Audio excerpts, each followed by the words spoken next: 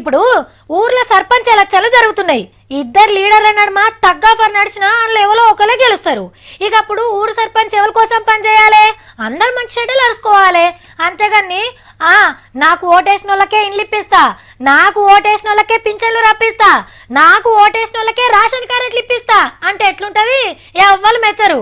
గెలిచినాక ఓటేసిన వాళ్ళను ఏనోళ్ళను ఇద్దరిని చూసుకునే బరువు ఊరి సర్పంచ్ మీనే ఉంటది. ఏదో మంచిగుందని సర్పంచ్ని ఉదాహరణ తీసుకొని చెప్పిన, మరి గీ ముచ్చట కూడా అట్లనే అనిపిస్తుంది అట్లా చాలా మందికి.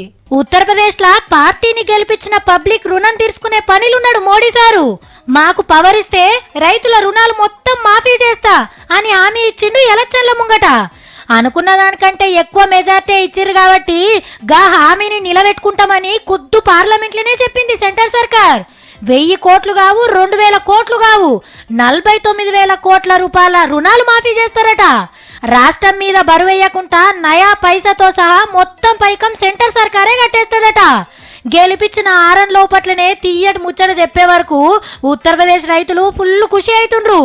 రుణాలు మాఫీ చేసుడంటే మంచిదే కదా మరి. కానీ మీ పార్టీని గెలిపించిండ్రని గా ఒక్క రాష్ట్రంలోనే లోన్లు కడతామంటే ఎట్లా సారు? సెంటర్ గవర్నమెంట్ కి 29 రాష్ట్రాలు సమానమే కదా. మా తెలంగాణలో 17,000 కోట్ల రుణాలు మాఫీ చేసిండు మా కేసీఆర్ సార్. గా పైకం పంపుంది సారు. మేం చేసుకోవాల్సిన పనులు మస్తు ఉన్నాయి. మన శాసన మండలిలో కూడా దీని మీదే చర్చ నడిచింది. మరి ఉత్తరప్రదేశ్ రైతులు మాత్రమే రైతులా, తెలంగాణ రైతులు కాదా? ఆ మాట అడిగే సందర్భం కానీ ఔచిత్యం కానీ ఈరోజు తెలంగాణ ప్రభుత్వానికి కానీ తెలంగాణ ప్రజాప్రతినిధులకు కానీ ఉండడానికి లేదా?